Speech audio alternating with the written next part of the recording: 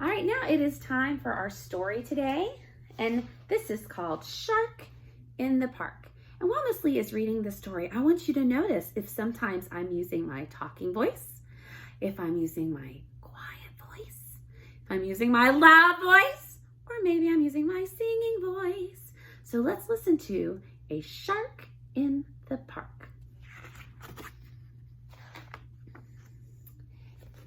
Down at the park, a little boy is testing out his brand new toy. Can you see it? What is it? Yeah, it's a telescope. It's a telescope. Oh my goodness. Let's see what he finds. Timothy Pope is looking through his telescope. He looks at the sky. Whoop! He looks at the ground. Ooh.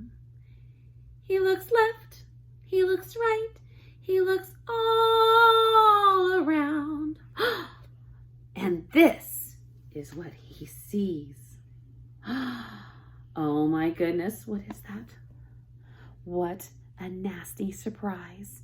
In his very loudest voice, Timothy cries, "There's a shark in the park!" A shark? Well, fancy that. It wasn't a shark. It's only a cat. Meow. See, he just saw his ear. That was it. Timothy Pope looks again through his telescope. He looks at the sky. Whoop! He looks at the ground. Ooh! He looks left. He looks right. He looks all around. And this is what he sees. What a terrible sight! Timothy yells with all of his might, "There's a shark in the park!" A shark? Oh no, it's just a crow. See, you saw the top of the crow's wing. Silly Timothy. Timothy Pope is looking through his telescope. He looks at the sky. Whoop! He looks at the ground. Ooh! He looks left. He looks right. He looks all around. And this is what he sees. This time, Tim has not any doubt.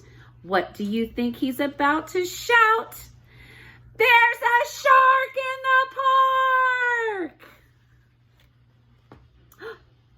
A shark?